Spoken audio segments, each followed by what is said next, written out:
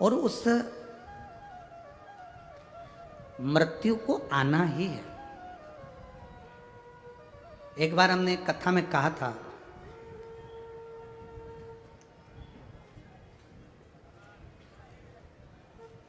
कोई भी रिजल्ट ये तय नहीं करता कि आपका फ्यूचर क्या होगा। एक कथा में हमने कहा था कि कोई भी रिजल्ट कभी ये तय नहीं करेगा कि आपका फ्यूचर क्या होगा, आपका आने वाला समय कैसा होगा।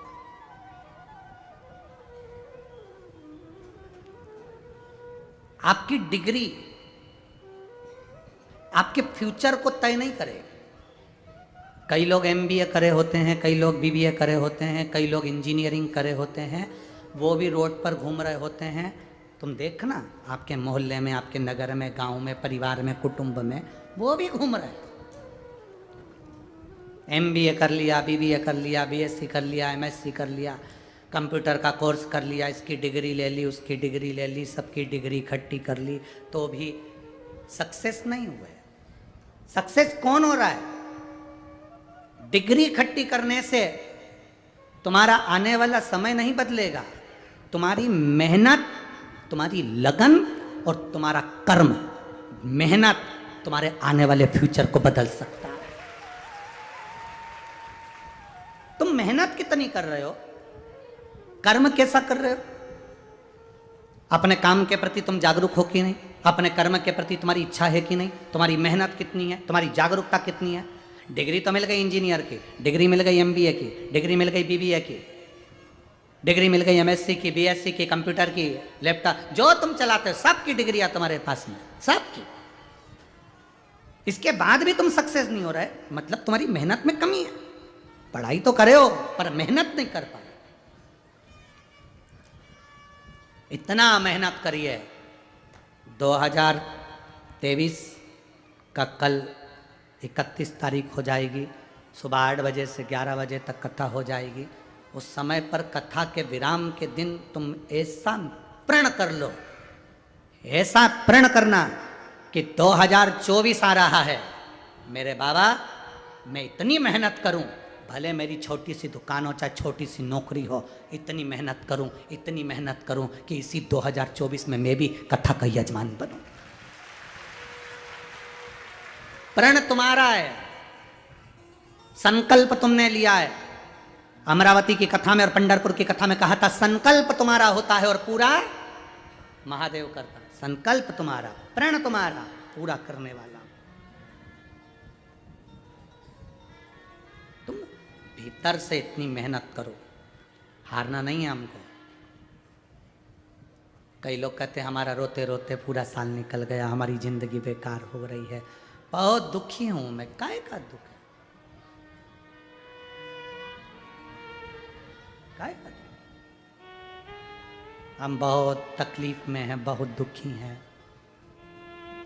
संसार में ऐसा कोई बता दो जिसको दुख नहीं हो। संसार में ऐसा कोई बताओ जिसको दुख नहीं हो। सब दुखी हैं, सब। कुर्सी पर बैठने वाला सोचता है नीचे बैठ जाता तो अच्छा था, पाँव में सूजन आ गई। नीचे बैठने वाला ऊपर बैठे हुए व्यक्ति को देखकर कहता है अच्छे से कुर्सी पर बैठ जाती तो अच्छा था, नीचे बैठ गई। पीछे वाले सोचते हैं आगे बैठते तो ज़्यादा अच्छा होता। आगे वाले सोच रहे हैं ऐसे बैठे बैठे पाँव दुखिया, इससे तो पीछे बैठ जाते तो अच्छा होता। ऊपर बैठे हुए सोचते हैं नीचे बैठे होते तो अच्छा होता, नीचे बैठे हुए सोचते हैं ऊपर बैठे होते तो अच्छा होता। हवाई जहाज में घूमने वाले ट्रेन को आनंद में समझते हैं, आनंद में ट्रेन वाले सोचते हैं हवाई जहाज में घूमते होते तो अच्छा होता। गाड़ी वाले सोचते हैं बस, बस वाले सोचते हैं गाड़ी। जीवन में कोई सुखी नहीं है, केवल संसार में ये मन अगर आपका संतुष्ट है, मन के अंदर संतुष्टि है, तो दुनिया का सारा सुख तुम्हारा, सारा सुख तुम्हारा।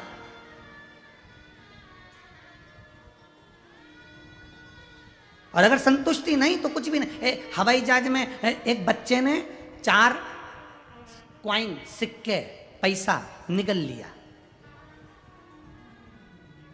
हवाई जहाज में एक बच्चे ने 4 सिक्के निकल लिए, पैसा निकल लिया। उसकी माँ रोने लगी, चिल्लाने लगी, मेरे बच्चे ने सिक्का निकल लिया, मेरे बच्चे ने सिक्का निकल लिया, मेरे बच्चे ने कॉइन निकल लिया, मेरे बच्चे ने पैसा निकल लिया। सब भागा दौड़ी हो गई हवाई जहाज के अंदर। एक लड़का उठा, उसने कहा हटो मैं सिक्के निकाल देता। उसने बच्चे को पीछे से 2 धरके दिया, टेढ़ा कर दिया, आड़ा कर दिया, उल्टा कर दिया, सीधा कर दिया, मुंह पे मारा, पीछे मारा, पीठ में मारा। थोड़ी देर बाद सिक्के बाहर, थोड़ी देर बाद पैसा, मुंह से बोलो तो सही, पैसा बाहर आया तो उसकी माँ ने हाथ जोड़कर कहा भैया तुम डॉक्टर हो? कहा नहीं। फिर क्या हो? मैं बैंक में नौकरी करता हूँ, पैसा जो लोन का नहीं देते हैं उनसे वापस लेता हूँ। जो लोन का पैसा वापस नहीं देते रिकवरी में ही करता। भैया धन्यवाद, आप बैंक का लोन ऐसे निकालते रहो। आड़ा टेढ़ा नीचा ऊंचा ठोक बजा, आखिरी में सिक्के निकाल। अब कई लोग कह रहे हैं कि हमारी जिंदगी बड़ी दुखी है, बड़ी दुखी। ना ना ना, शिव महापुराण में जितने भी शंकर की कथा सुनने वाले हैं, चाहे मोबाइल पर सुनो, टीवी पर सुनो, चाहे पंडाल में सुनो, जितने कथा सुनने वाले हो, अपने मुख से कभी मत कहना कि मैं दुखी हूं। शिव महापुराण की कथा में बाबा से कहकर जाना, बाबा सब दुख काटो। अपने रिश्तेदारों से कभी मत कहो कि मुझे पैसे की जरूरत है। अपने रिश्तेदारों से जाकर मत कहो मुझे ये दुख है। अपने रिश्तेदारों से मत कहो कि मेरी बेटी की शादी करना है। अपने रिश्तेदारों से मत कहो कि मुझे बेटे की शादी करना है। अपने कुटुंब परिवार से मत कहो कि मुझे दुख है। तुम उनसे कहोगे वो हंसेंगे। कथा का पंडाल तुम्हारे नजदीक में जहां शिव पुराण की कथा हो रही हो, कभी कुबेरेश्वर धाम का मेरा बाबा तुम्हारे यहाँ कथा करने के लिए आ भी जाए, उस पंडाल में बैठकर दिल से कहना, बाबा सब दुख ओ माँ सब दुख उस स्थान पर बैठकर बोलना कि मेरा दुख तुझे काटना पड़ेगा। पंढरपुर की इस पवित्र भूमि पर जितने लोग आए हैं, लाखों की संख्या में कथा सुनने पहुंचे हो, दिल से कहकर जाना, भोला सब दुख काटो। उस दुख का नाम नहीं बताऊंगी मैं। अगर तुम कहो कि मेरा पेट का दर्द बंद कर दो तो तुम्हारा एक दुख है। तुम कहो कि मेरा सिर का दर्द बंद कर दो तुम्हारा एक दुख है। मेरे बेटे को ऐसा कर दो वो एक दुख है। नहीं बाबा सब दुख, सब यहां किसी दुख का नाम नहीं बताया, सब दुख का।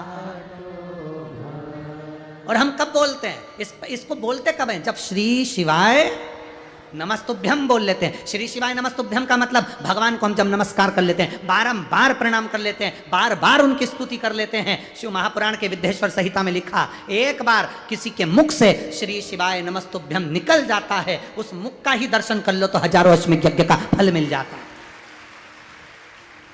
अब जब हम खुद अपने मुख से श्री शिवाय नमस्तुभ्यम बोलते हैं और बोलने के बाद बाबा से अपने दुख की बात कहते हैं, तो बाबा उसको सुनता है और सुनकर हमारे दुख को काटता है। लोग कहते हैं शिव महापुराण के पंडाल में ऐसा क्या होता है कि बाबा ऐसा क्या कर देते हैं कि ऐसा फल मिल जाता है? कुछ केवल एक ही चीज है, शिव महापुराण के पंडाल में आप बैठकर कथा सुनते हो तो वहां अपने दुख को काटने की आप भगवान से प्रार्थना करते हो। डॉक्टर भी दवाई देता है तो कहता है 15 दिन की दी है, बोलो सही है? दूर डॉक्टर होता है तो 1 महीने की, 2 महीने की, 3 महीने की दी है, बोलो तो सही है? ये डॉक्टर भी कहता है तू 1 लोटा जल, वो जैसे डॉक्टर कहता है ना सुबेरे ये दवाई ले लेना, शाम को ये दवाई ले लेना, यहाँ से भी दवाई की बात करी जाती है और यही कहा जाता है सुबेरे उठो, तुम्हारा मन पड़े तब घर से 1 लोटा पानी भरो, शिव जी के मंदिर जाओ, रोज सुबह जब 1 टाइम का डोज है लेते रहोगे तो कभी आंख में आंसू नहीं आएगा और तुम ठीक हो जाओ।